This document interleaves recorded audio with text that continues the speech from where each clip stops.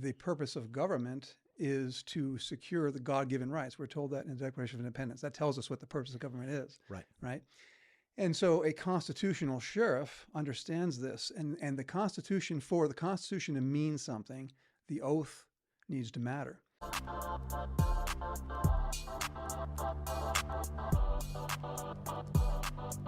Doug, thank you for coming in. I appreciate you. Thanks for having me, Matt. So you are running for Ada County Sheriff under the constitutional sheriff ticket. Explain this to me. Yes, well, I was a Republican my whole life and changed to the Constitution Party in part due to a strategy. I don't want to get bumped out at the primary running as a Republican. I want a guaranteed path to the general election. I'm certainly comfortable with the Constitution Party. I mean, their platform basically is that the federal government was given 18 things to do. And, and that's the employee handbook for the federal government. It's grown well beyond that. Drunk on powers it was never intended to consume. Republican Party platform, certainly I still agree with that.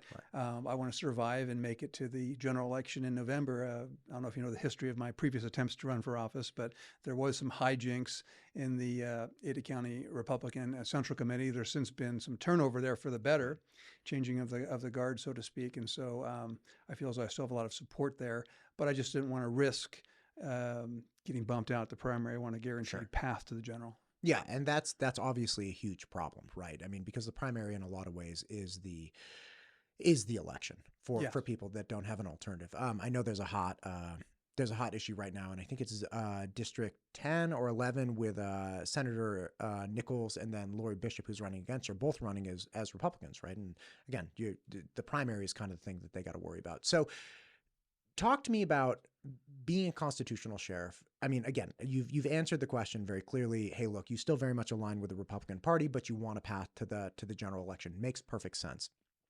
You have definitely in the videos I've seen that you've posted talked about being committed to the Constitution and being the sheriff for people, right? For the individual.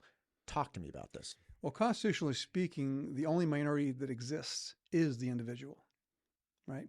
And so the purpose of government is to secure the God-given rights. We're told that in the Declaration of Independence. That tells us what the purpose of government is. Right. Right. And so a constitutional sheriff understands this. And the Constitution, for the Constitution to mean something, the oath needs to matter. And so I have an oath-centered perspective. And to give that some context, sheriffs that think like I do are willing to stick their neck out for you. They're willing to interpose, physically stand between you, the individual, the true minority, and government overreach. In fact, sheriffs that do not put their oath in action by interposing render the Constitution toothless and government unrestrained. The Constitution is a limiting document. Like I said earlier, the Constitution Party platform basically rests on the fact that there are 18 things that were delegated for the federal government to do. Okay, and it's grown well beyond that. So during COVID, for example, in Ada County, at the Ada County Courthouse, people were denied access to the courthouse and arrested for failure to appear because they would not wear a mask. Now, I'm going to rest on the state constitution here, Article 1, Section 18 of the state constitution. I take an oath to both constitutions, right? The federal and the state. Article 1, Section 18 of the state constitution guarantees open access without delay to the courts without prejudice. Now, my oath is not to a person, it's to the Constitution, the state constitution, and the U.S. Constitution. It's not to the administrative judge of the courthouse. It's not to Governor Little. It's not to a mayor. Okay, it's to the Constitution. And so the right thing would have been for those deputies to take those people arm in arm into the courtroom. If the judge does not want to hold court because he's afraid, because people aren't wearing a mask, then that's on the judge. But to arrest them for failure to appear and then drag them through the same door they were denied entry is offensive to my oath. And so I want to build a culture in the agency that is oath-centered, to where when deputies are faced with that decision, if they have any doubt at all, call me. But if they're trained up on what their oath means, what their oath looks like in action, then there's some very black and white circumstances on how to behave. And that was one of them that was missed. And people were injured during that and then dragged through the same door without a mask that they were denied entry. They were there at their appointed date, time, and location for the court event. And then to be arrested for failure to appear is absurd. And so that's just one example of an oath in action. Another hypothetical, let's say ATF wants to come into Ada County and take your ARs. Okay, Article 1, Section 11 of the state constitution forbids gun confiscation and registration. So again, there's certain black and white areas here. Churches closed. There's no reason that a minister in Idaho should have been arrested, or a woman having a garage sale, or a mother at a park with her children. There's no reason that these arrests should have happened. The Bill of Rights are the untouchables, and it's the duty of a sheriff who is the people's guardian. The sheriff is a very unique office. He's the only elected law enforcement officer in the country. And so he is the people's guardian. And those are just some examples where, to give some context to the distinction between a sheriff and a constitutional sheriff. Constitutional sheriff understands his oath is not to a person. Right. There's a lot of overreach during COVID, and the people's rights were stepped on. And so that's how I'm wired differently. MTU Studios is the proud producer for the Ada County Sheriff Podcast, the Idaho Wildlife Federation Podcast, the State Representative Ted Hill Podcast, the Idaho State PTA Podcast, and many more. If you or your organization is thinking about starting a podcast, MTU Studios would love to help. Just check out mtustudios.com. Gotcha. First off, I completely sympathize with that. We went through hell in California. We were still living down there through 2021. And at the end of 2021 is when we bought our house up here and we're like, getting the hell out. This is just, it's beyond bonkers. And you did hear stories of certain sheriffs throughout California that made it known that they would not enforce the health officials. And we were always like, where are those people? Right? Yeah. It was very, very upsetting. It was a really, really tough time. So circling back to what was happening here, first off, who was the sheriff during that time? Well, Sheriff Bartlett had stepped down, so Scott Johnson was sort of acting as sheriff while there was this process to appoint a sheriff to finish Bartlett's term. So when this incident at the courthouse happened, technically there wasn't a sheriff. Scott Johnson was the closest to it. Gotcha. And he's since gone. And and by the way, during that whole COVID thing, there was only one person that I'm aware of that stood up to little, and that was Chris Boyd, who was the Adams County prosecutor. Now he's running for Canyon County prosecutor. He wrote a very eloquent and direct letter, challenging him on the overreach. And so when people are choosing who to vote this election cycle, they should reflect on who didn't stand up, who didn't stick their neck out, and why. I'm surprised Little got in again, frankly. But then there's IACI money and there's all that stuff. But the tyranny, and it really was. When you look at what happened at Easter time, 2020, Idahoans had a 79 in 10,000 chance of catching COVID, ostensibly a virus that has a 98% survival rate. Now, how does that justify the liberty-crushing tyranny of him exercising emergency powers? It just was such an overreach. And my oath is not to him. And so as sheriff, were that to happen again, I'm going to interpose. Churches aren't going to close in this county. Essential versus non-essential. I can't get my hair cut, but I can go get to the liquor store. I'm willing to stick my neck out and stand on my oath and defend the individual. As I said earlier, constitutionally speaking, I don't subscribe to, this is another topic, I don't subscribe to group rights. I look at the individual. That is the true minority. That should be the lens that people who take the oath, look through. And so there was a lot of tyranny. I don't want it to happen again. And as sheriff, I will stick my neck out for people. I mean, every business is essential. You have a family to feed. You have a house payment. Oh, you don't have to tell me. I was a small business and we got crushed. I mean, it was, I was doing in-person SAT prep and I had to learn Zoom literally in 12 hours. It was insane. It was like that Saturday we realized it's over. Nobody's coming tomorrow. It was March 15th or something. I thought it was the 13th, but somebody corrected me. The point is, literally that Sunday where everything shut down, I had, it was something like 5 brand new SAT classes for the May SAT that were starting the next day. I had never downloaded Zoom. I didn't know anything about it. And I had to essentially spend all day packing up materials and then driving around the area, dropping these materials off. And then the next day we all logged in. I had no idea what I was doing. I had an Apple Pencil and an iPad and my laptop. And I was like, okay, here we go, I guess. Wow. Yeah. You're very resilient, and a lot of people don't have that Right. resilience, and so I know the suicide rate went up over this period of time, Oh yeah. and it's just so tragic, And by the way, had I stayed remote, it would not have survived, right? Like, and part of the reason why, one of the reasons why that was just a dying thing was because of the policies. Okay, you talk about group identity politics, man. My heart rate goes up. It's ultimately what happened. There were all kinds of problems in California, and I think what most people do is they say, "All right, look, can I keep my house in order?" And if you can keep your house in order, I was living 4 miles away from where I grew up. And again, from when I grew up in the 80s to then, completely different world, right? But I was still living 4 miles away from where I grew up and, had family and the whole thing, friends, everyone I knew was there. I actually had a joke with my students when I was considering moving up here. I was like, I have best friends in Idaho. I've just never met them, right?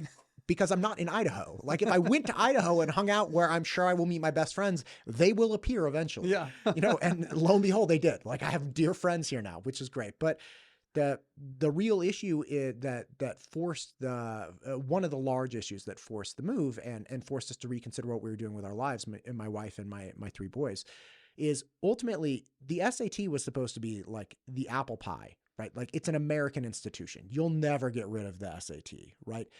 But because of group dynamics and minority politics, so I'm Hispanic, right? The Hispanic community and culture ethnicity scores lower on the SAT than, say, a Caucasian individual. They also score lower than an Asian American, but we don't pay attention to that. So you theoretically have a higher chance of scoring higher on the SAT than me as a Hispanic. This is trash, by the way. I hate this argument. This is just what people were saying.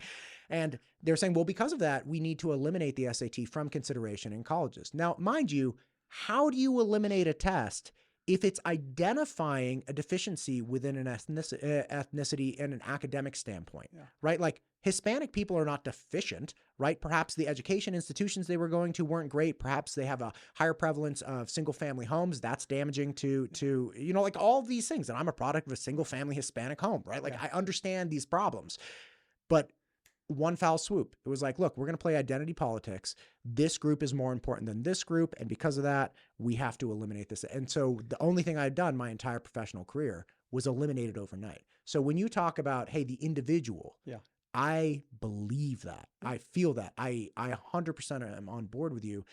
But here's my question. All right. There are a lot of things that are insane happening through the rest of the world.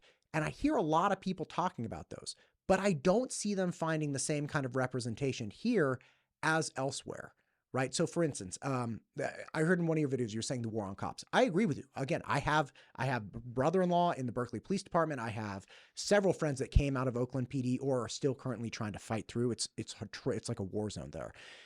And it's unbelievable the risk they take on a daily basis. And then the vitriol they're met with by the citizens they're protecting. It is unconscionable that it is supported by the politicians. But I don't see that here. That's the beautiful thing about Idaho, right? Like talking to Chief Besterchia and Chief Ingram and other people, it's like, oh, the community supports the law enforcement here. And law enforcement has worked really hard to earn that. It's not blind faith. They're working hard as a culture. So do you think that that's something that actually we need to worry about on the same scale here? Or do you think that's something that people worry about because they hear about it in the news media? We do need to worry about it. I gave one example of the violation of the oath at the courthouse. Sure. Beyond that, all the agencies are infected with this implicit bias training.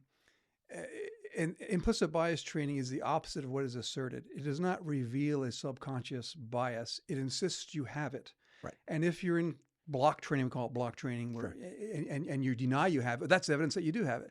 Oh, sure. Now you're going to be looked at by administration more than anybody else because you're saying you don't have it. Of course, a racist would say they're not racist. Of course. So let's role play here a little bit, and I'll illustrate to you how this affects an officer in the field because it neuters a proactive policing mentality. So I'm on patrol, okay. Driving around, right? Okay. And I look over here and I see a set of circumstances that would lead a reasonable and prudent person to believe that a crime is occurring, has occurred, or is about to occur. That's called reasonable suspicion. Right. That sort of circumstances would normally give me the authority and to necessitate an investigative stop. But wait, he's black. Wait a minute. I might survive this contact. I mean, it's possible the crime is occurring, or is about to occur, or it has occurred, and I need to investigate that. But he's black, and I might survive this contact. But am I going to survive my administration, the aftermath of the contact? Oh, there's a blue-haired lady just did a California stop, rolled through that stop sign. I'm going to pull over instead. Hell, she'll probably take the ticket and bring cookies to the substation. So I can use my time on duty to suck it up doing that kind of thing. And then an hour later, go back and take the crime report of the crime I could have stopped had I self-initiated. It's safer to be an armed report taker and wait for the radio call and be directed to a location or a person than self-initiate. So this is implicit bias training. If you're an agency that is teaching this, you're either complicit in the war on cops, which is a Marxist strategy. It's part of the Marxist revolution in this country. You're either complicit or you're too naive to lead. Right. And listen, I get it. I remember learning about implicit bias a long time ago and smelling a rat. Like, this does not make sense. And mind you, I come from a very, very diverse family. My dad adopted 7 kids after me. 2 of them are black. Like, I greatly objected to the idea that I needed to teach my young boys when they were like 5, 6, and 7. They're like, you need to teach them systemic racism. Like, yeah, I don't think I need to. Like, I don't think I need to have them look at their uncles any different than they look at their aunts who are like fair skin or dark skin, whatever. It doesn't matter. So I agree with that. But whenever somebody says all, yeah, I get really antsy. Right. So when you say all of the departments are infected by this, what do you mean? I mean that they are teaching this kind of training. You're saying every police department and every sheriff's office in Idaho is teaching implicit bias training. They're teaching implicit bias training or a version of it, cultural sensitivity training, different names. I don't know any agency that's not teaching this stuff under one name or another. I mean, the first time I went through it wasn't called that. Now, I mean, the Idaho County Sheriff's Office has received $1,450,000 from the MacArthur Foundation. If you look into the MacArthur Foundation, they are a Marxist organization. One of their pillars is social justice. So that agency for certain is infected. Not only do they teach their own deputies, they teach at the police academy and they boast about it. Okay. You're saying a lot, and I want to give you space to if you brought receipts, like, so you're saying that the Ada County Sheriff's Office for sure is teaching implicit bias training. Yes. And that's because, 1, they're taking funds from the MacArthur Foundation, right, and 2, because they're infecting other departments and boasting about it. Yeah. So, like, where are they boasting about? On Facebook. They're proud of the fact that they teach it outside the agency, not only inside, but outside as well. Okay. And it is a poison. And again, let me be clear. I hate implicit bias. Yeah. Like, in the idea that we would train somebody to view an individual differently because of their skin color. As a Hispanic, I think that's ridiculous. I mean, I believe in just teaching Matthew 7:12, which is the golden rule, right? I mean, just do unto others as others do unto you. That should be, the the attitude. I mean, you want to hire people with a heart for public service, and I think we do. But then you put them in this block training, and over 70% of cops are white, and over 80% are male. Okay, so that's generally your audience in these block training, right? And that's despite Herculean efforts over time to diversify the force. I mean, the premise of one of the premises behind social justice, anytime they see the Marxists would see, let's say, an overrepresentation, let's say, of blacks in prison, that's racist. If there's an underrepresentation of blacks in STEM classes or any other professional field, anything good, if there's an underrepresentation, it's bad. In any bad area, if there's an overrepresentation, that's bad. Right, which is such a error in reasoning and so easily there's so many other variables and disparate outcomes. There's so many other reasons for that, but that's their take, because social justice advocates, which is a Marxist construct, really suggests that America since its inception has never been a great place. It's always been, and yes, we have warts in our history, and we should know about the warts in our history, but this is the greatest country in the history of the world in terms of social mobility. Okay, and to boil it down to say that like CRT, critical race theory, that race, white racism is the fundamental organizing principle of society is so so. Oh, there are crazy people out there. Oh, they are. But as I say, getting back to the effect in law enforcement, yes, the sheriff's office, Ada County, has taken by now $1,450,000 and has been teaching implicit bias training for some time now, before the current sheriff, but continuing now. And if somebody wants to verify this, because again, if you're saying this is happening and you feel very confident in it, great. But you're saying they can go on Facebook, and the sheriff's department will be publishing on Facebook. It's on there now. Okay. And you can also go to the MacArthur Foundation. They list the agencies that give these grants to. Sometimes they're called Genius Grants. So there's different names for these grants, but that's the total to date. And so it does affect proactive policing. You could double and triple the number of deputies, and if they are too afraid to be proactive, then crime is going to continue to go up. So you're paying tax dollars to train and outfit, equip more deputies, expecting them to be proactive, but this bug in the back of their head, it affects them just like I described. Oh, I'm sure it would. Now, here's a question for you: the Idaho in general is very white. It's not a criticism, it's an observation. Yeah. Right. So do you feel that, and again, people can verify for themselves, go into Facebook, check it out. If this is the case, and, Ada County Sheriff's Office is chock full of implicit bias training, which is, I would agree, if that's true, I would absolutely agree that it's likely making officers think twice, or deputies think twice about what they're doing. Even with that, we don't have that many minorities here. And I would have to imagine the portion of minorities that are committing crimes then is also very, very low, just because it's low in general for all people. So, how is this affecting the prosecution and prevention of crime? If it's kind of like, look, the place this would really affect would be a very small portion of the population, which is minorities, and then a very small portion of that population, which is minorities that are committing crimes. There is a neighborhood at Lake Hazel and Maple Grove. It's an apartment complex. I think the street's Broxton. I can't remember now, but it's filled with refugees, a lot of them from Africa. Deputies don't like taking calls there.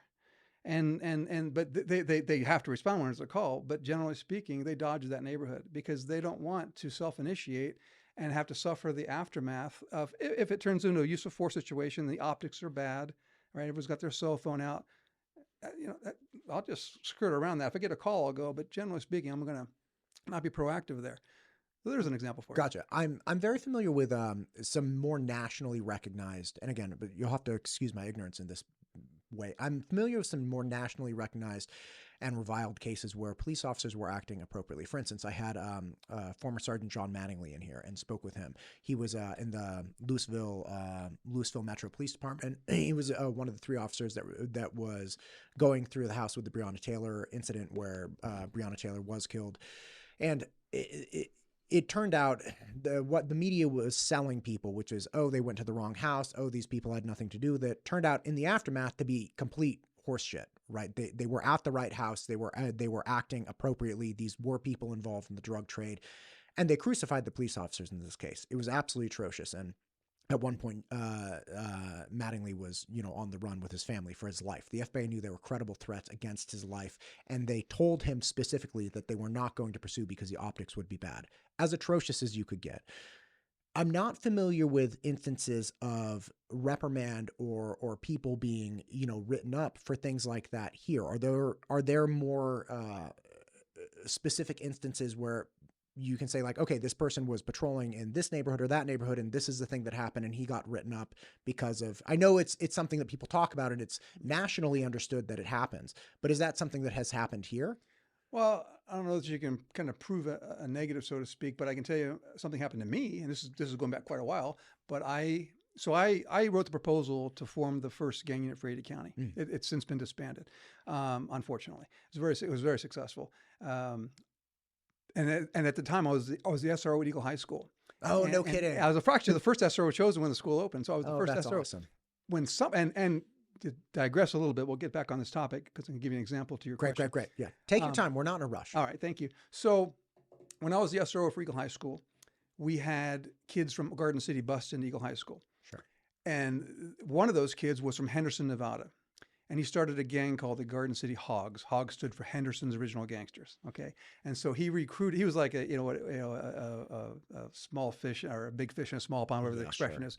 So he starts recruiting these other kids, and they're wearing the Nike Cortez shoes and the Dickie pants and the canvas belts with GC or Garden City Hog GCH on the belt buckles, and the media. Everybody thought they were a hunting group. They had hogs. Right. They're helping out the farmers, man. They killed the feral pigs. Good for you. Give them more ammunition. Right. Get after it, kid. So they had the Mi Vida Loca dots and all this stuff, right? And so I noticed them because they really stand out amongst the general school population there, and they're starting to sling dope, and they're bullying kids and doing car burglars and all this stuff. So I noticed this, and so now I do some enforcement action on it too. Anyway, summertime comes, so I asked the sheriff at the time, Von Kleen, and to his credit, he agreed. The question was, can I work as a one-man gang unit during summer break? And my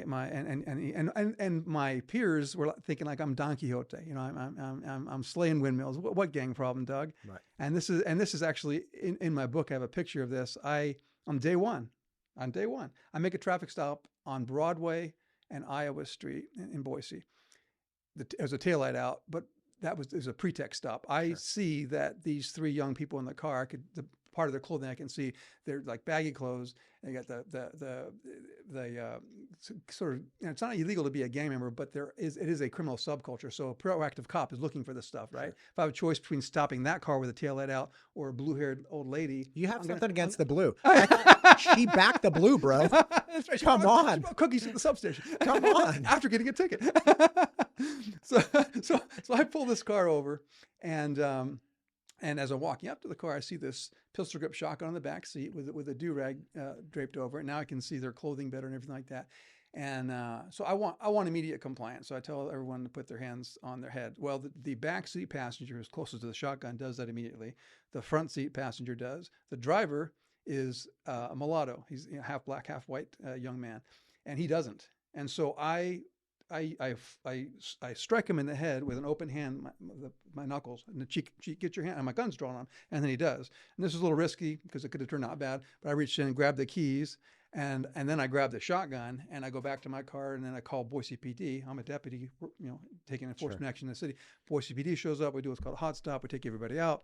I find brass knuckles under the seat. I find a hat with Old English that says East Side on it. So I ended up arresting the driver for concealed weapon. The shotgun was actually legal. It was his 18th birthday. He just bought it at Vista Pawn Shop.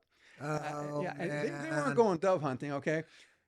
Make a long story short, I get a complaint because his mother, who's white, complains. And I'm wondering, is my agency going to back me? This is all new to them, because I was in the gang unit in San Diego. I was a cop down there, came up here and brought this knowledge with me. And I'm trying to, I see a budding gang problem at the school, and I voted with my feet. It's better here than San Diego, and I want to defend it. So I'm, anyway, I walk into the detective office with this shotgun, do-rag, hat, brass knuckles, and they're like, these are my peers, the same guys that were joking with me about, and I'm, guys, it's here, right? So I get a DOJ complaint at the Civil Rights section of the Department of Justice, because she makes a complaint, and now I'm like, and those take a long time to clear up, or and in this case, I did get a letter, clearing me. But I say that because although that was a long time ago, these kinds of things happen. You feel like you're guilty till proven innocent as a cop. Talk about a minority. There's only 800,000 cops in the United States. You want to talk about a minority group, right? Sure. These blue people, and we're under a microscope, and we should be held accountable. I totally believe in, if you read my writings, I'm very big on policing the police, but I'm also big on not wanting a police state. I'm getting to different topics here, but on your question, as far as are there examples of law enforcement taking enforcement action in minorities and then getting stung by the department instead of backed? Is that kind of what you were getting at? Well, yeah. So the question is, and again, I understand this is a problem nationally where, say, a Caucasian officer is crucified because he's done something that optically people don't really like, right, but it was the right thing to do. So in your case, you're saying what was the actual complaint? That you arrested them or that you struck the driver? Yeah, excessive force under the color of authority. I struck the driver because he was black. I didn't even know he was black. He was so light skinned, I didn't really even know, to be honest with you. Now later, he murdered somebody. When I was an investigator for the prosecutor, his name was Tariq McWilliams. I ended up being assigned the follow-up investigation on this murder case. It was a stabbing, and he went to prison. If his mom had listened to me back then and worked with me, maybe we could have derailed. I don't know, but sure. but it's just an interesting twist on that. Years later, I get assigned a murder case. Well, look who it is. you're right. I mean, the demographics are such that the majority of contacts are going to be white police on white, Sure. detainee or offender. Sure. So that makes the frequency of those interactions less. But I expect it will still happen here, Yeah, and of probably course. does happen. Right. But I just can't give you a case outside of my own example. It happened a number of times in San Diego. That was just sort of the standard operating procedure. And nobody wants, like, let's be clear, nobody wants this to start happening here. No. Right? Like, that's one of the things that this area seems so unique because it's almost like we're like this safe little ship floating in this sea of crap, right? Like everywhere to the left and then the south. And it's just insanity that what's going on around. And nobody wants that kind of thing infiltrating this area. That's true. That's why I say this is a poison that's infecting agencies, either implicit bias training, cultural sensitivity training. I mean, when I go to cultural sensitivity training, they got to send me to anger management after that because I just get so, I'm listening. Wait. When did you get sent to cultural sensitivity? Oh, well, I got sent there when I was, a number of times in San Diego, several times. We call it block training. So there's a training calendar and there's a block of topics that repeat, and so that was in San Diego. I also had it up here with the prosecutor's office. Actually, all the employees had to go to this. In fact, it's interesting.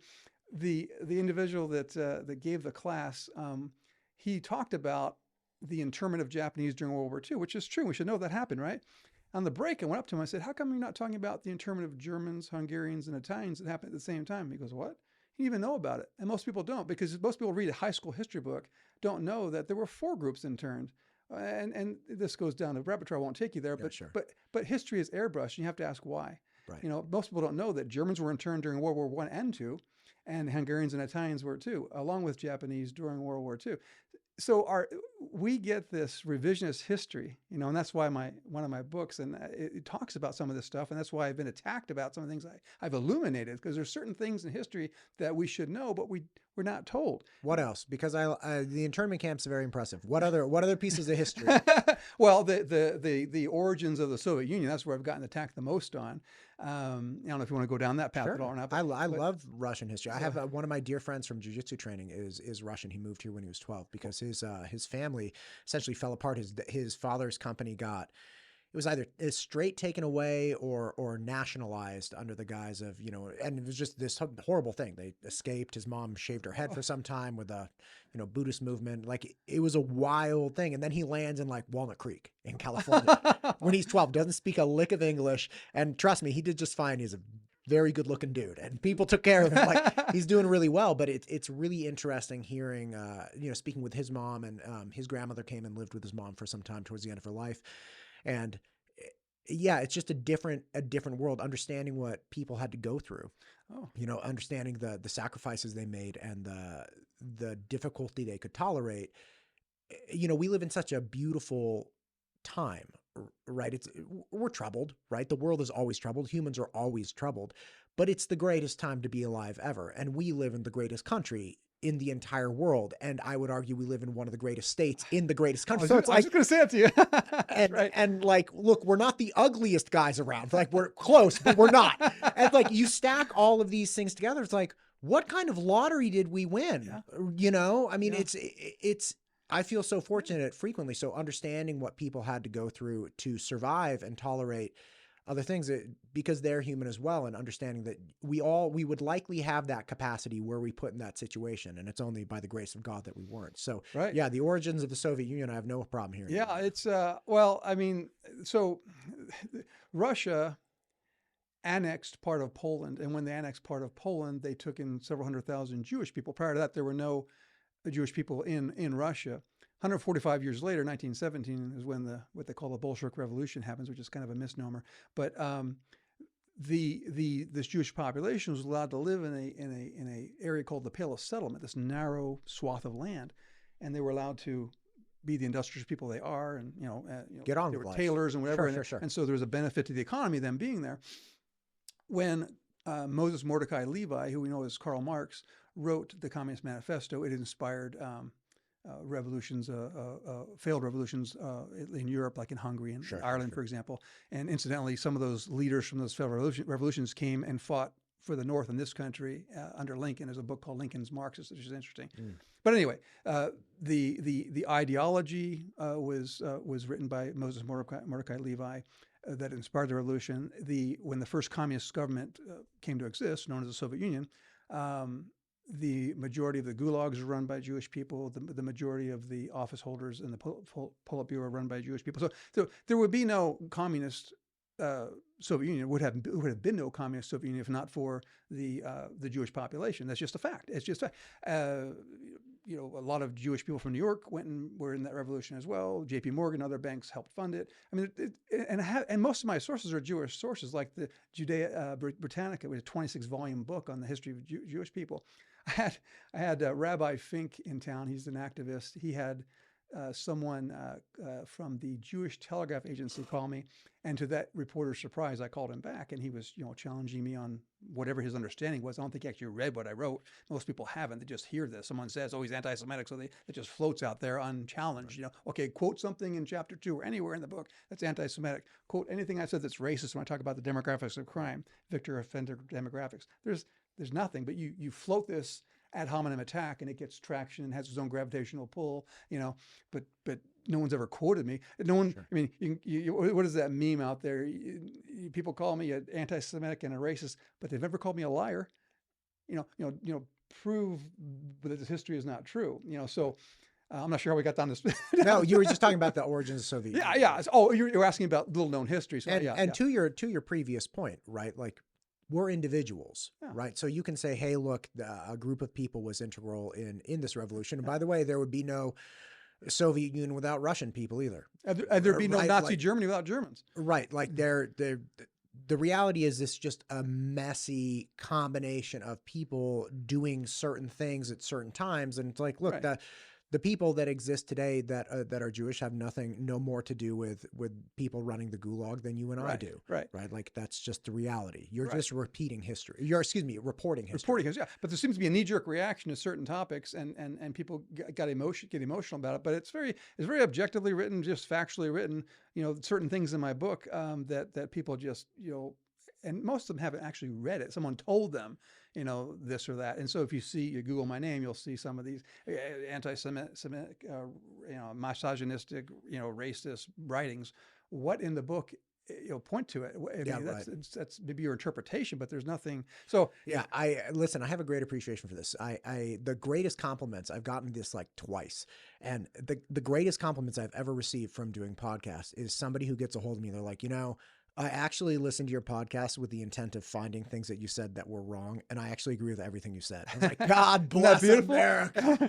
I did it. Like 2 converts. Yeah. Well, and this is years ago, but it's beautiful when somebody does take the time with an open mind to explore something that you said that people have said is provocative or they take exception to, and then they're like, honestly, like, you're pretty right. It's like, well, great. I'm glad. Thanks. Good to meet you too. Yeah, I've had that same experience over my writings as well. I mean, it'd be like saying, like you said earlier, and I agree with you. I've said the same thing. You can't say all. It's never, that's such a lockdown mind to say all this or that. It's like, not all Germans were in the Nazi party in Germany. You've seen the movie Schindler's List, probably, right? Sure. And not every Jew was a communist, but there wouldn't be a Nazi party without Germans, and there wouldn't have been a Soviet Union without the Jewish contribution, influence, and organization and funding and so forth of the communist effort. It was the first communist country, and it was truly the greatest, most evil empire there was, far worse than Nazi Germany. Patton wanted to rearm Germany and go to Moscow and kill communism in its crib, and we should have. We wouldn't have Mayor McLean now. In other words, we wouldn't have people that have this Marxist ideology running local governments. I mean, if the ideology had been killed and challenged, but now it seems to be flourishing, and that's wait, back up. Yeah. Mayor McLean's a communist? No, not a communist. He's a Marxist. I think he's a Marxist ideology. I can see that in her policies. Like, even just how she's so big on diversity for diversity's sake that it really. And again, we got to start with the premise number 1. Matt's an idiot. So just help me understand. Just look at Boise PD, for example. Okay. She brought in this Chief Lee from Portland, and then he brought a lot of people with him that are big on identity politics. You mentioned that earlier, DEI sort of stuff. these leaders, whether they be mayors or chiefs of police, which are appointed generally, there are some elected chiefs, by the way, in California, but most are appointed. When you are advancing this racial identity politics, I think it's very dangerous because it creates tension where there shouldn't be tension. Like you and I talked about earlier, the true minority is the individual, not the person of one. Right? You look at the English language, the word I always find it fascinating because it's always capital no matter where it is in a sentence or paragraph, and it's one letter, and I love that because it really, represents the person, the truest minority. So when you have people like her that are pushing diversity to the point of destroying the culture, it's unhealthy. This transgenders reading stories in libraries. You've heard of those things across the country, Okay, but this is the thing. That's happening across the country. Yeah. I've heard other people say this. Point to one place in this area where that's happening. Because I don't think that's actually finding representation here, nor do I think people here would tolerate it. Because the obvious retort is, it may not be happening, but we don't want it to happen. It's like, yes, I think the population very much doesn't want it to happen. And I don't hear anybody gaining ground on like scheduling some random thing. Well, I think space is being carved out for it by having our, homosexual Pride Month, and we have these books in the library that I don't think should be there. So I think there's space being carved out, and then you have the implicit bias training. We've talked about that. I mean, this mentality that, if we don't have a Black female lesbian as a captain on a police department, then therefore... Does she only have one leg? Is she one-legged? Because if she's one-legged, she beats the other gal. We're being funny here, but this is kind of the mentality of the left. Stole that from Ben Shapiro, by the way. Oh, did you? I'm sorry, Ben. Yeah, no, but he pointed out very clearly, he was somewhere doing a debate, right? And I believe it was a student got up and he was like, she said, what about, this person with these characteristics? And he was like, wait, does she have both legs or just one? Because like essentially what you're doing is you're stacking up the most minority-driven character that we should all have sympathy for all of these reasons, and then putting that person on a pedestal as if they're cognitively or somehow professionally more qualified than everyone else who's just been working with two legs and whatever. Right. And again, nothing against minorities or amputees or anything. It's just why do people use that as a mantra, which is we need to find the person who's most minority, who's the greatest minority in all these different characteristics, ethnically, ability-wise, like height-wise, whatever. I don't know. Well, we're moving away from a meritocracy, both in the private and public sector, and this diversity is being pushed as the greatest virtue. Diversity is just another word for division.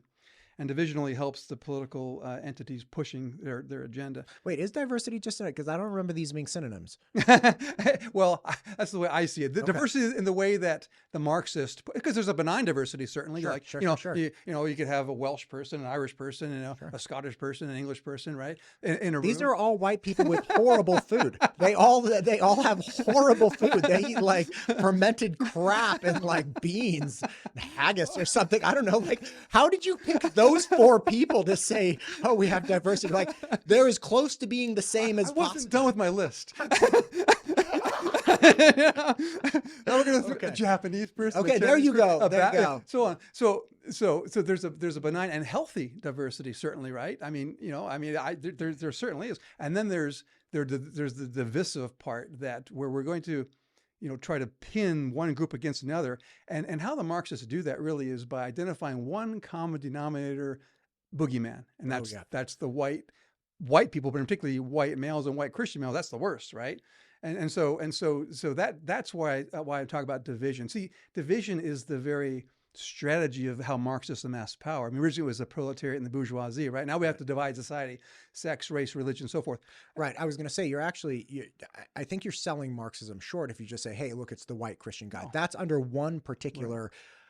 Because the functionality of a Marxist ideology in practice is like, okay, you have to establish a majority of people getting the short end of the stick at the hands of a very, very select few. So you see this with environmentalism. We're all being damaged by the couple people that are driving that fucking diesel truck, polluting everywhere, right? So you have that in environmentalism. You have it in sexism, right? A couple very high-powered, like the Fortune 500 CEOs, or like the majority of them are dudes. They're like, yeah, and they work like I don't know what to tell you, right? So we're all getting the short end of the stick because of these guys. So you have to set up a structure where you have a bulk of people, majority of people, and convince them that they're being hurt or damaged meaningfully by this tiny population over here. And you see it across, it's sexism, it's racism, it's, well, I wouldn't say economism, but socioeconomic issues, right? Like the rich people are keeping the poor people down, you know, all of these different things. So it's pervasive in all of the more popular woke, you know, blame the guy in power ideologies. Right. And the fact is that minorities are so successful. You know, I would like to really term it so-called minorities. I mean, really, sure. You know, whites are down to like 58% of the population. If you subtract self-loathing whites, it's smaller. So and in the world population, whites are less than 8% of the population. Right. But my point is that minorities, as we call them, are so successful in this country that the Marxists have had to find this nebulous, racism everywhere as the example for disparate outcomes. That's actually such an astute point, because even within a funny point, even within the LGBT community, it used to be, like in the 80s and 90s, there was this big rally cry to like, hey, gay men should be treated equally, right? And like that's like, I believe everyone should be treated equally, point blank, right? But now we've kind of moved on to more offensive and defendable people that we feel like are being taken advantage of more, because gay males, my brother's gay, right? And I hung out in San Francisco with him quite a bit. I'm not gay, but he's my brother, and that's where he lived, and I went and hung out with him when I was in college. And they're so successful, it's like, well, we don't feel bad for you anymore, right? Yeah. Because you're kicking ass in whatever you want to do, and like nobody's coming, like you're not treated the same as this other minority group now that is taking the spotlight. So it's interesting that you point out, hey, look, there's a lack of these people that we could rally around. We need to find something else to rally around. And then we need to find the other boogeyman that's causing this problem. It's on I've read several articles recently that it's like the same thing with veganism and vegetarianism. Vegetarians used to be the big rally cry, and like, we love the environment. And now vegans have just like squashed that. It's like, you're vegetarian. Oh, you still take advantage of cows, do you? You're pescatarian. You don't care about fish, right? And then it's like, you got to go full vegan to get the environmental credibility.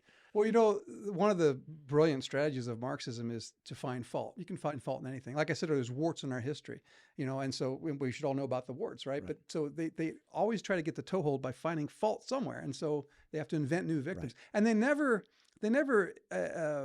improve the supposed plight of whatever affected group they're trying to champion. It's not about, like Saul Alinsky says in his book, Rules for Radicals, which originally I think was called Rules for Revolution, but it's never the issue. The issue is never the issue. The revolution is the issue. Right. And so we need to see through that, and I agree with you.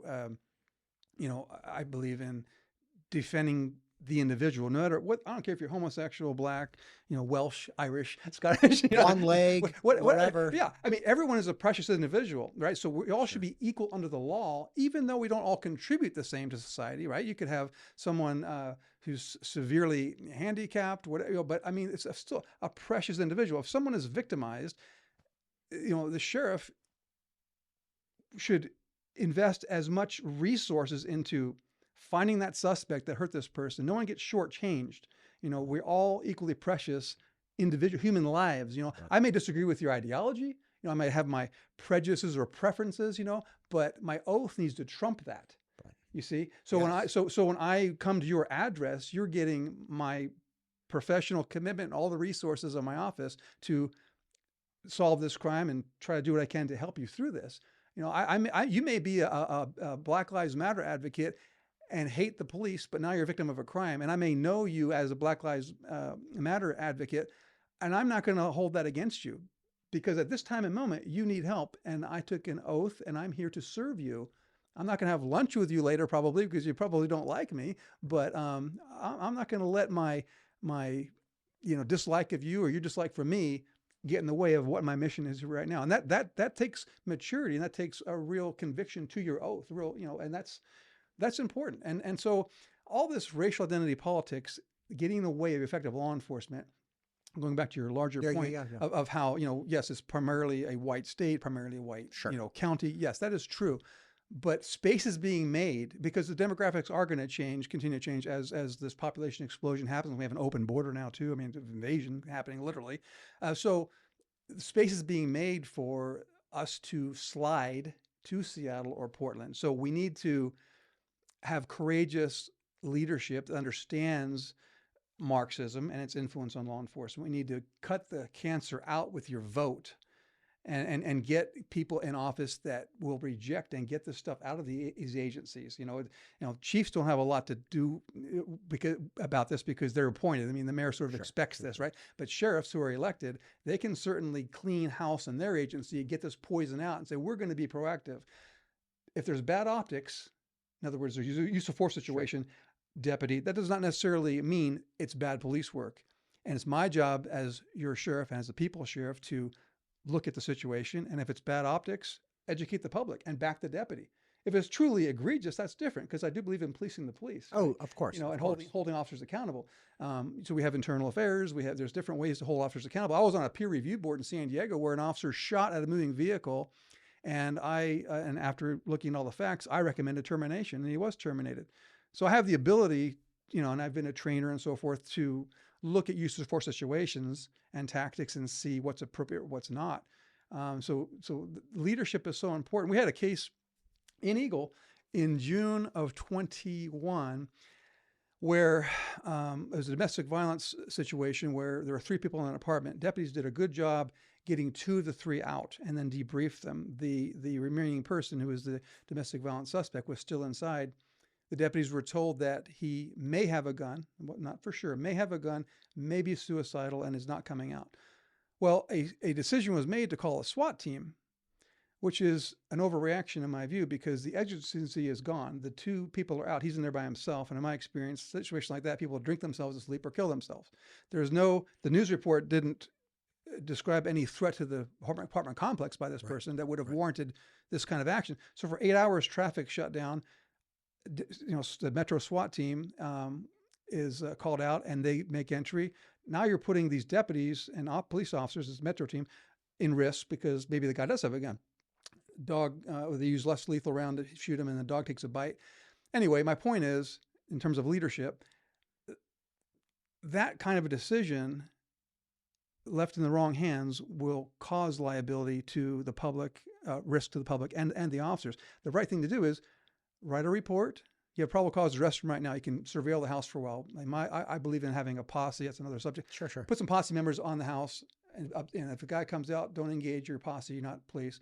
Call the deputies. Deputies can do a loose tail on him. You don't want to start a pursuit if you can avoid that, right? Wait for him to park somewhere and then arrest him either on probable cause or if it's stale, get a warrant. I mean, there's arrest them at a later time. Yeah, sure. It doesn't have to be right now. Why call a SWAT team out? So we're kind of over the map here. We've got the DEI poison in an agency, and we have, a decision in that instance which shouldn't have been made. I mean, to close down traffic for 8 hours when the agency is gone, and then risking officers' lives going through that door unnecessarily, and even the suspect's life because it causes a confrontation, right? Just put it on pause. The people are safe. The 2 are out. And so. I don't know how we got down that path, but it's fine. If I may, I'm actually reading Lonesome Dove right now. A friend of mine sent it to me, and so when you talk about posse, my ears perk up. So what do you mean? Because we think about a posse from the OK Corral kind of days. Like what do you mean? It is a familiar term, and although it's not expressly stated in statute, one of the authorities a sheriff has under Title 31 is to command as many inhabitants of the county as he deems necessary to exercise his responsibilities. So my philosophy on that is to recruit, vet, and train a number of force multipliers in advance of the need and call them a posse because it's a term familiar with sheriffs. Sure. And so there's already a reserve force to have for a number of things. There's a lot of retired cops in this area.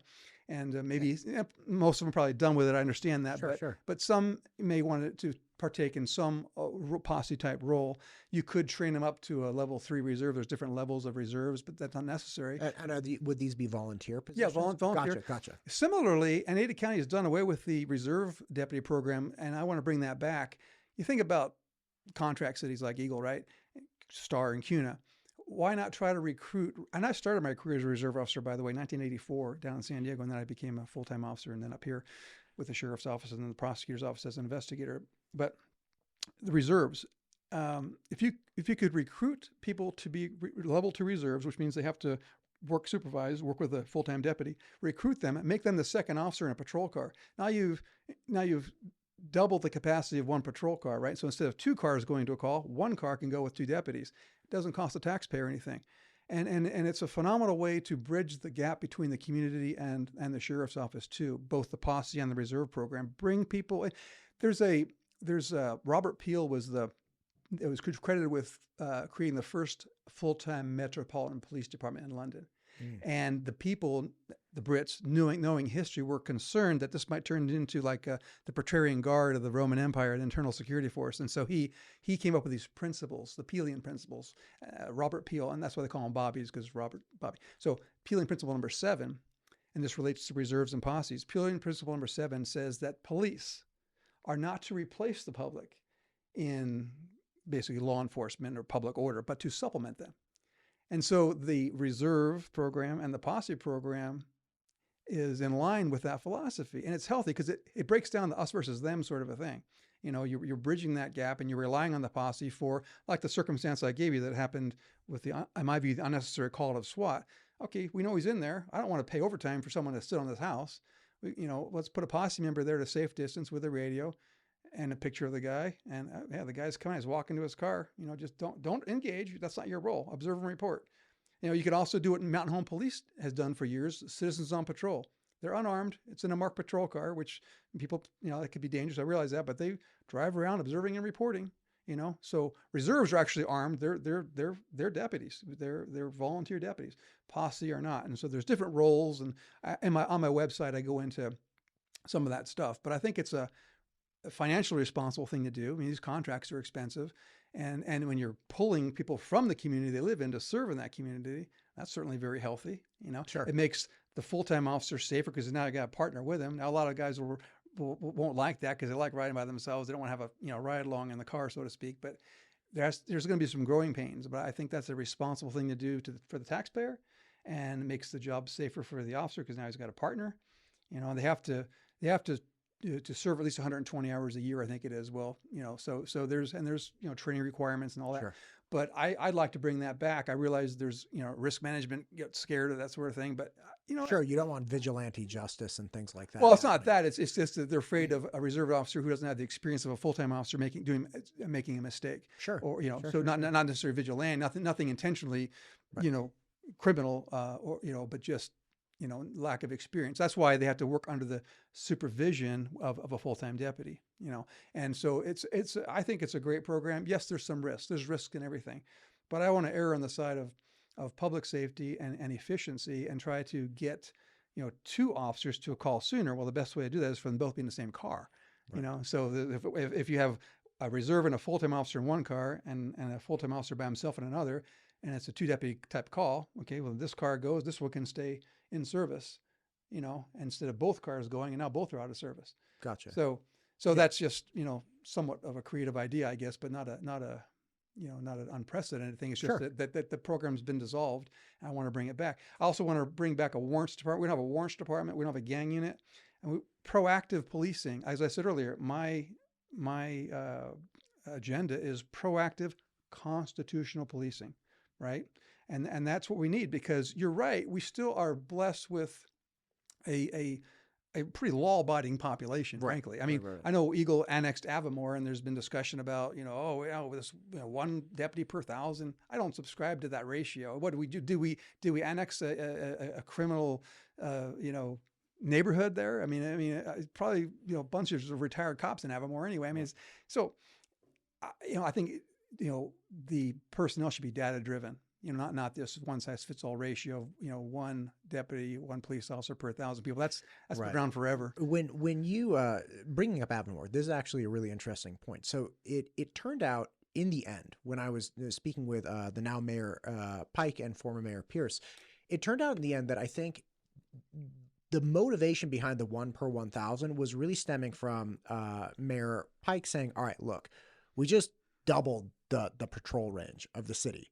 right? And even though we don't have that much crime, we are going to have to service people in Avamore, which could be, 15, 20 minutes away from another point in Eagle, the exact same way we service everybody on Floating Feather, right? And former Mayor Pierce was talking about, hey, we just statistically don't have that much crime, so we don't need to increase it. Both were data driven, which was funny because people kept saying like, well, I believe in the data. Okay, which set of data? Do you believe in the set of data where we just doubled our patrol area and that necessitates obviously at least some increase of officers so we can continue having the same level of service? Or do you believe in the number of crimes? So like, what do you think about that? Well, there's also real-time data. You have crime analysis. If we have a spike in what it could be, graffiti, it could be car burglaries, whatever like that, then we can adjust resources. We can put plainclothes people in the neighborhood. There's different tactical ways to do it. But so on a daily basis, do you need that ratio all the time? Sure. You also have North County units that can float down and into Eagle if Eagle needs extra help, or or into Avamore. Well, it's just part of Eagle now. But so I'm just saying that it's too rigid to think. I mean, you may need more than that. You may need 2 per thousand. Sure. if crime really goes up. So it's. Right. It really has to be looked at sort of holistically, and there's just not this equation that fits all, all the time. With the Eagle problems, because again, it seemed to be this huge breakdown of communication. At the heart of this was Title 51, right? Which is the sheriff has the complete authority over Title 31. Title 31. Excuse me, 31. Keeping authority and law and order in the area. And there was an argument that it's the sheriff's job to continue bringing this level of service to the city of Eagle. We shouldn't have to pay more for it because we already pay taxes to the sheriff's department. And then there was another argument saying, well, we could get service from the sheriff. We just won't get this level of enhanced service that we're getting provided by under this contract with the department in the box. What do you think about this? Well, that's true. I mean, even if Boise City went insolvent, the sheriff would have to respond to Boise City. You only have so many. Really, there's only 152 patrol deputies. Right. I mean, we talk about it's the largest law enforcement agency in the state, 800 employees, but realistically, I think it's 152 actual in patrol. So, gotcha. And they're not in patrol all the time, right? Gotcha. You have days off and shifts and all that. So how could the sheriff realistically suddenly provide police services for Boise? I mean, it would be virtually impossible. What you'd have to do in that situation is, two things. One, you'd have to go to the commissioners and try to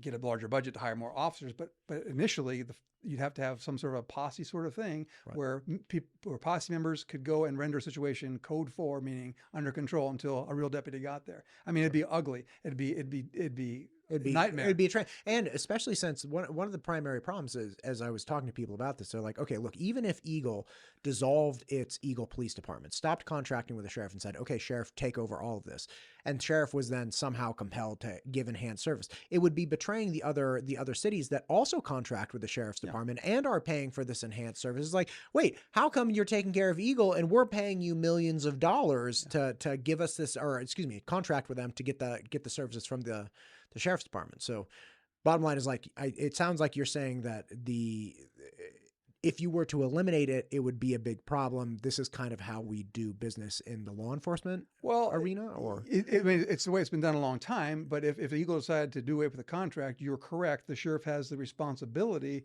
to still provide services. What would that look like? Certainly, you're going to have a longer wait probably because you have fewer deputies now, right? Sure. So that's one effect. You might have fewer misdemeanors that they're even responding to at all. Maybe mostly or completely felonies, or you have, it's a triage. It really comes down to triage. So it would be really, I think, bad for the public if the contract was eliminated, because they're not going to have the same number of officers. Right. But yes, you're right. The authority and the responsibility is still there. Now, what does that look like in actual, in practice? In practice, yeah, they're going to notice a difference.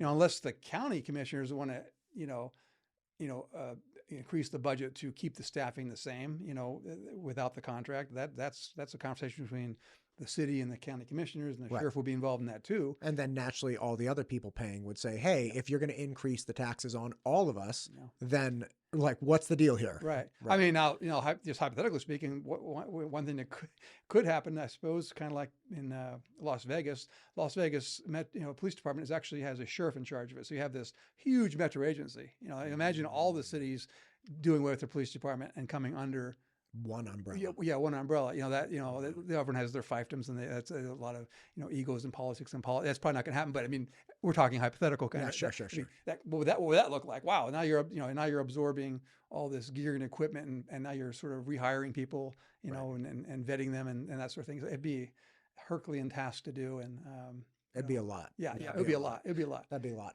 One more specific question that I have. So much of crime is now happening, at least in its inception, from online interactions, right? And that could be against older people that are, they get a phone call, there's a virus on your computer, we're calling to protect you, go turn on your computer and, do this thing and give us access so we can get rid of the virus. Or we're your bank calling, and it's like your bank never calls you and asks for your password. All of these problems, right? You have crimes against children, which is terrible, and something that I've been working on a lot with people. What do you see as far as the response that the Ada County Sheriff's Office is putting forth right now? Do you think that that's something that they're doing successfully, or do you think that's something that they need to do a better job in? What are your thoughts on this? Well, as far as the children goes, we have ICAC, Internet Crimes Against Children, and we have, at least last I checked, we had resources involved with the FBI on that sort of thing, and I've not been assigned to that unit, so I'm just speculating that they go into the dark web and then that sort of. And I know that I was actually involved, ended up being a shooting. I think the guy shot himself, and this was a sheriff's case some time ago now, where there was an investigator posing as, I think, a 13-year-old girl or whatever like that. And the guy meets him behind the Albertsons at Park Center and Apple, and he shoots himself, I believe. The deputies were there to take him down and shot himself. So I know that there is proactive measures going on there.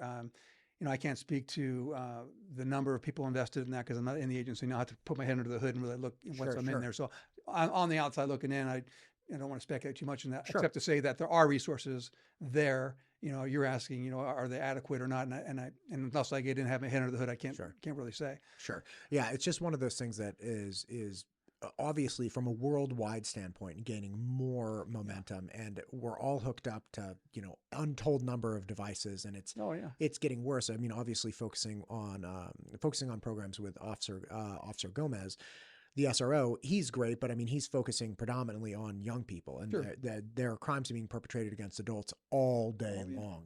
And again, it's so unique because you can have criminal agencies that are perpetrating crimes against people in Idaho that are like in Russia or in Africa. So the risk involved here is so much less. And we're all kind of stepping into this new environment of the internet, even though it's been around for some time now.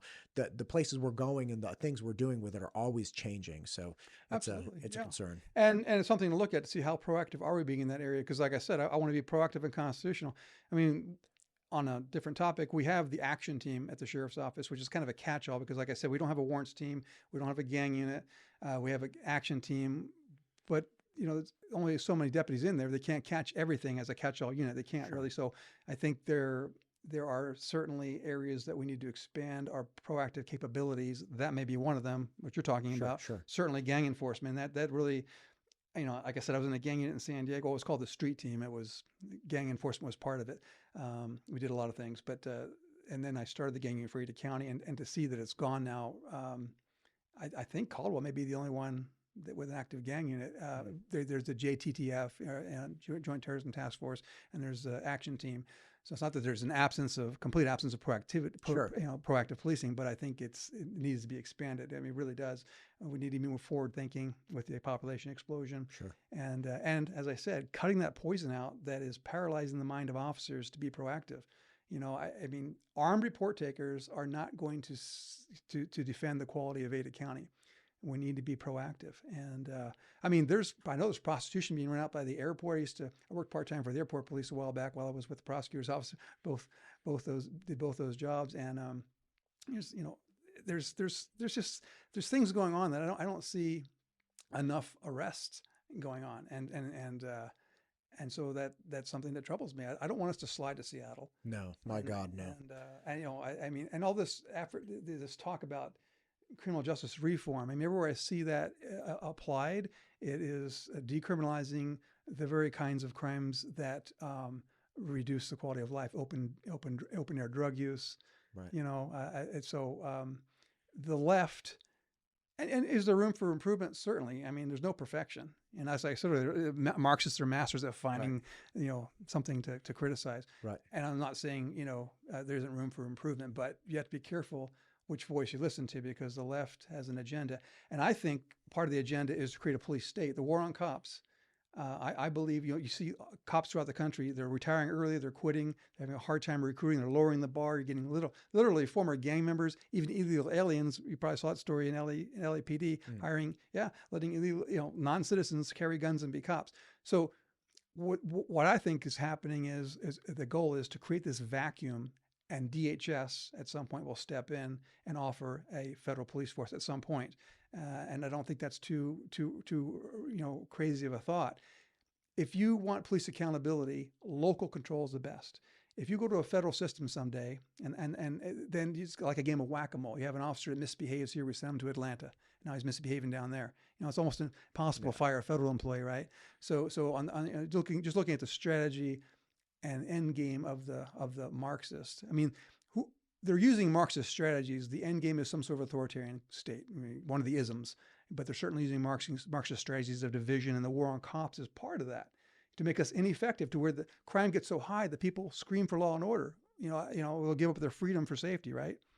And so if you don't want that to happen, you need to back your sheriff. You need to, there's 44 sheriffs in the state. We need our sheriffs to be constitutional and courageous and bold, and pushing back on this ideology, right? And defending our quality of life, because a lot of the cities, they have this woke ideology that they can't really cast off because chiefs are appointed. If the people put sheriffs in office, who are the chief law enforcement officer of the county, right? The sheriff is unique, and he has authority in the whole county, right? So he should stand up for the people, stick his neck out a little bit, push back. Otherwise, this slippery slope into Seattle, and it starts with the implicit bias training we talked about, right? And the timidity put in officers to be proactive, right? And so you want to slide to Seattle or Portland, stay on the path you're on, because they're creating this space for more influence in policing. Gotcha. Well, Doug, listen, we've talked for a while. Yeah. And we've talked about a lot of things. Is there anything you'd like to say in closing? Is there anything we've missed? Oh, there's plenty. Oh my God. Maybe we'll have to do round 2. My goodness. I'll spare you. Yeah. No, I appreciate the opportunity to talk to you. I really do. And, it's refreshing to, how old are you? I'm about to be 42. Okay. You look younger than that. I moisturize. That's a total lie. I don't do squat to my face. You know what I think it is? I think it's all the jujitsu, getting exfoliated. My skin just gets the hell beat up. Yeah. And jujitsu people wear gis and their canvas, and it's like, I mean, that's actually not true either. Nobody gets a hold of my neck anymore. So, I don't know. I was blessed, Doug. Yeah. So I'm about to be 42. Well, I congratulate you on coming here and voting with your feet that it's worth defending. I think that's I used to call myself a refugee when I first moved here from San Diego in '94. And I used to tell people I come from the future, which sounds funny, but that's what I know what's coming. And that's why I started the gang unit, and that's why I've been so invested in trying to, make a difference. And that's why I don't have to run for office. I'm retired. I don't have to do anything, but I still love the county, and I love the state, and people like you that come, that stand up and do what you're doing. I just want to say thank you for the opportunity. I appreciate it. And thank you for everything you've done in the past and what you're doing now. I know running campaigns, I talk to a lot of people that are running for public office. It's nasty. It's horrible. And win, lose, or draw, we owe it to people who are willing to give it a shot and bring issues to the table that they think are important and help the community understand. So thank you for what you do too. Thank you, Matt. MTU Studios is the proud producer for the Ada County Sheriff Podcast, the Idaho Wildlife Federation Podcast, the State Representative Ted Hill Podcast, the Idaho State PTA Podcast, and many more. If you or your organization is thinking about starting a podcast, MTU Studios would love to help. Just check out mtustudios.com.